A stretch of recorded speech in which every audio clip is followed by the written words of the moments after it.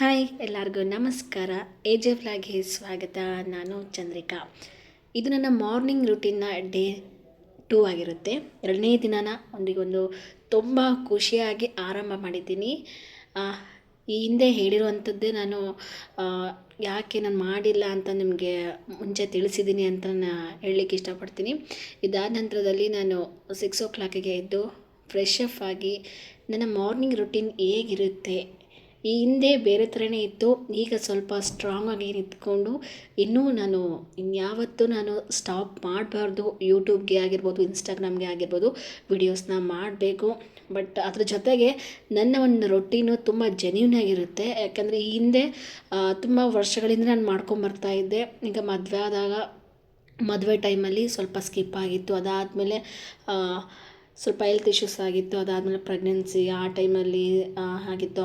ಅದಾದ ನಂತರದಲ್ಲಿ ಅಬೋಷನ್ ಟೈಮಲ್ಲೂ ಈ ಥರ ಸ್ಕಿಪ್ ಆಗ್ತಾ ಒಂದು ರೆಗ್ಯುಲರಾಗಿ ಮಾಡೋಕ್ಕಾಗ್ತಾ ಇರಲಿಲ್ಲ.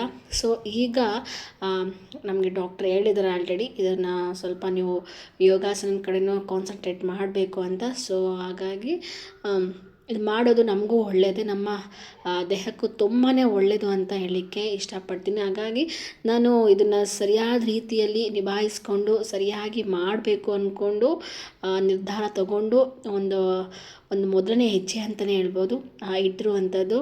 ಆ ಮೊದಲನೇ ಹೆಜ್ಜೆ 2ನೇ ದಿನ ಇದಾಗಿರುತ್ತೆ. ತುಂಬಾ ಖುಷಿ ಆಗ್ತಿದೆ.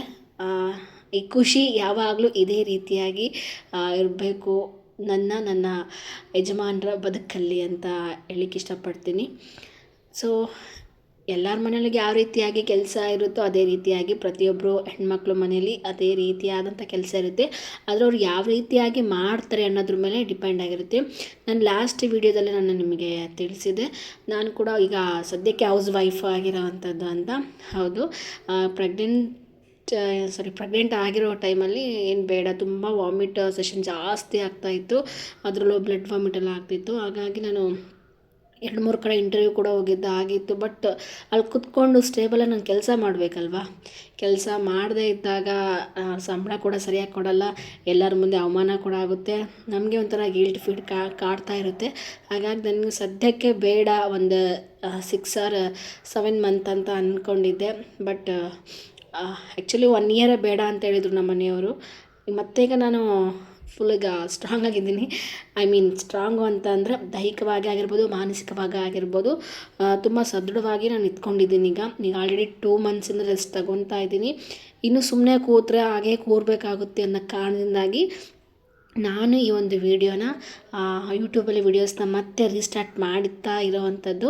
ಸೊ ನನಗೆ ಖುಷಿ ಆಗ್ತಿದೆ. ಬಟ್ ನನ್ನ ಫ್ಯಾಮಿಲಿಯಲ್ಲಾಗಿರ್ಬೋದು ಅಥವಾ ನಮಗೆ ಆಗದೇ ಇರೋರಾಗಿರ್ಬೋದು, ಸುತ್ತಮುತ್ತ ಇರೋರು ಅವ್ರಿಗೆ ಇನ್ನೇನೋ ಆಗ್ತಾ ಇರುತ್ತೆ, ಏನಿದು ಹಾಗೆ ಹೀಗೆ ಅಂತಂದು. ಬಟ್ ಎಲ್ಲನೂ ಅಕ್ಸೆಪ್ಟ್ ಮಾಡ್ಕೊಳಕ್ಕೆ ಆಗಲ್ಲ. ಎಲ್ಲರೂ ಅವ್ರು ಹಾಗೆ ಹೇಳ್ತಾರೆ, ಇವ್ರು ಹೀಗೆ ಹೇಳ್ತಾರೆ ಅಂತಂದು.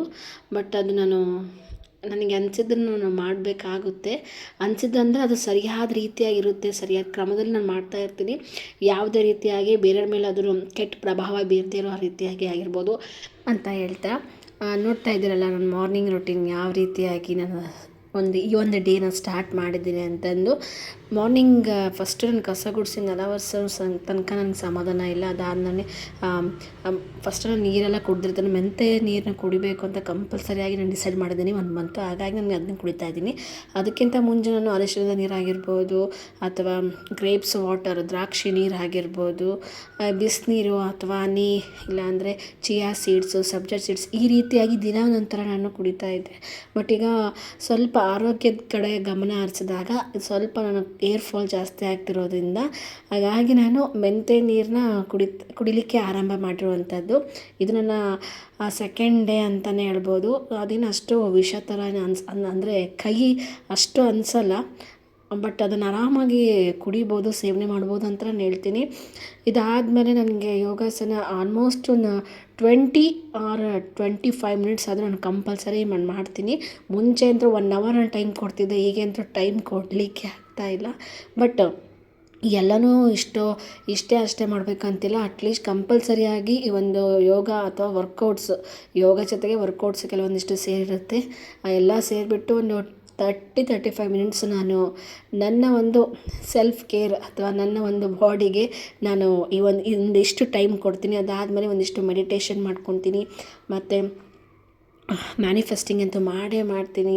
ಅದಂತೂ ಕಂಪಲ್ಸರಿ ಆಗಿಬಿಟ್ಟಿದೆ. ಈಗ ಒಂಥರ ತುಂಬ ಚೆನ್ನಾಗಿ ಅನ್ನಿಸ್ತಿದೆ. ಈ ಥರ ಎಲ್ಲ ಮಾಡೋದ್ರಿಂದ ನಮಗೆ ನಮ್ಮದೊಂಥರ ನಮ್ಮ ಲೈಫ್ ಸ್ಟೈಲೇ ಚೇಂಜ್ ಆಗ್ತಾ ಇದೆ ಅಂತಲೇ ಅನಿಸುತ್ತೆ. ನನ್ನ ಲೈಫಲ್ಲಿ ಅಂದರೆ ನನಗೆ ಅನ್ನಿಸ್ತಾ ಇದೆ, ಬೇರೆಯವ್ರದ್ದು ಗೊತ್ತಿಲ್ಲ. ಬಟ್ ಬದಲಾಗ್ತಾ ಇರೋರ್ದು ಒಂದಿಷ್ಟು ಜನದ್ದು ಆಗ್ತಾ ಇರುತ್ತೆ. ಮತ್ತು ಅದೇ ಲೇಸಿನೆಸ್ ಮಾಡ್ಕೊತಿದ್ದವ್ರಿಗೆ ಆ ಲೈಫು ಏನೂ ಚೇಂಜಸ್ ಆಗೋಲ್ಲ. ಆ ಚೇಂಜಸ್ ಆಗಬೇಕಂದ್ರೆ ನಾವು ತುಂಬ ಕಷ್ಟಪಡಬೇಕಾಗುತ್ತೆ. ಸಣ್ಣ ಪ್ರಯತ್ನವೇ ಮುಂದೆ ದೊಡ್ಡ ಫಲ ಕೊಡುವಂಥದ್ದು. ಹಾಗಾಗಿ ನಾನು ಪುಟ್ಟಾದಂಥ ಹೆಜ್ಜೆನ ಇಡ್ತಾ ಇದ್ದೀನಿ. ಯಾಕಂದರೆ ತುಂಬ ನಾನು ಓದಿನಲ್ಲಿ ಗೆದ್ದಿದ್ರೆ, ಆದರೆ ಜೀವನದಲ್ಲಿ ಸೋತು ಹೋಗ್ಬಿಟ್ಟಿದ್ದೀನಿ ಅನ್ನಿಸ್ತಿದೆ ಪರ್ಸ್ನಲ್ ಲೈಫಲ್ಲಿ.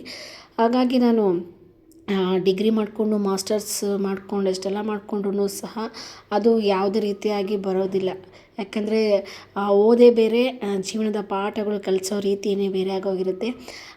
ಅದೇ ಥರ ನನ್ನ ಬದುಕಲ್ಲಿ ಆಗ್ತಾಯಿದೆ. ಯಾಕಂದರೆ ಎಷ್ಟು ಸ್ಟ್ರಾಂಗಾಗಿ ನಿಂತ್ಕೊತಾ ಇದ್ದೆ ಈ ಹಿಂದೆ ಅಂತ ಅಂದರೆ 2-3 ವರ್ಷ ನಾನು ಎಷ್ಟು ಸ್ಟೇಬಲಾಗಿ ಒಬ್ಬಳೇ ಬದುಕನ್ನು ಈ ಒಂದು ಬೆಂಗಳೂರಲ್ಲಿ ಜೀವನ ಕಟ್ಕೊಂಡಿದ್ದು ಮಂಜುನಾಥನ ಒಂದು ಆಶೀರ್ವಾದದಿಂದ.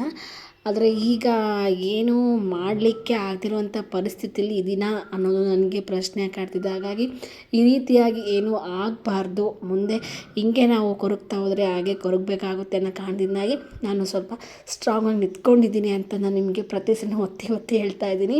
ಅದು ನನಗೆ ಅಷ್ಟು ನೋವನ್ನು ಕೊಟ್ಟಿದೆ. ಹಾಗಾಗಿ ನಾನು ನಿಮಗೆ ತಿಳಿಸ್ತಾ ಇದ್ದೀನಿ, ಯಾರ ಬದುಕಲ್ಲೂ ನನ್ನ ಬದುಕಲ್ಲಿ ಆದ ರೀತಿಯಾಗಿ ಆಗಬಾರ್ದು. ಆಗದೇ ಇದ್ದರೆ ತುಂಬಾ ಒಳ್ಳೆಯದು ಅಂತ ನಾನು ಹೇಳಲಿಕ್ಕೆ ಇಷ್ಟಪಡ್ತೀನಿ. ಸೊ ಇದಾಗಿತ್ತು ನನ್ನ ಮಂಡೆಯ ಒಂದು ಮಾರ್ನಿಂಗ್ನ ವ್ಲಾಗ್ ಆಗಿತ್ತು. ಯಾರಿಗೆಲ್ಲ ಈ ಒಂದು ವ್ಲಾಗ್ ಇಷ್ಟ ಆಗಿದೆ ಪ್ಲೀಸ್ ಒಂದು ಲೈಕ್ ಮಾಡಿ. ನಿಮಗೇನಾದರೂ ಹೇಳಬೇಕು ಅನಿಸಿದ್ರೆ ಪ್ಲೀಸ್ ಒಂದು ಕಮೆಂಟ್ ಕೂಡ ಮಾಡಿ. ಹಾಗೆ ಸಬ್ಸ್ಕ್ರೈಬ್ ಆಗೋದನ್ನ ಮರಿಬೇಡಿ ಅಂತ ಹೇಳ್ತಾ ಈ ಒಂದು ಮಂಡೆಯ ವ್ಲಾಗ್ನ ಮುಗಿಸ್ತಾ ಇದ್ದೀನಿ. ಮತ್ತು ನಾಳೆಯ ವ್ಲಾಗಲ್ಲಿ ಮತ್ತೆ ಸಿಗ್ತೀನಿ. ಅಲ್ಲಿವರೆಗೂ ನಮಸ್ಕಾರ.